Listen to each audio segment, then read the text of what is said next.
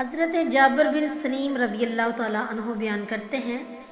کہ رسول اللہ صلی اللہ علیہ وآلہ وسلم نے مجھے اس بات کی نصیحت فرمائی کہ گالم گلوچ کرنا مجھے ناپسند ہے،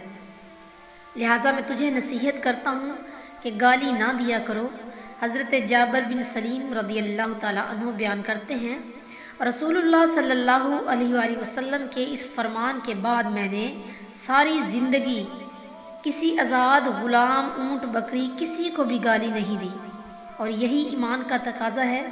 کہ جو عمل رسول اللہ صلی اللہ علیہ وآلہ وسلم کو ناپسند ہے ہم اس کو ترک کرتے ہوئے اس کو ناپسند کریں گے اور اپنی عادت کو بدلے۔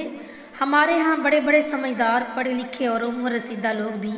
گالیاں دینے سے باز نہیں آتے، بلکہ وہ اپنی گالیوں پر جواز پیش کرتے ہوئے کہتے ہیں کہ ہم نے کبھی ناجائز گالیاں نہیں دی۔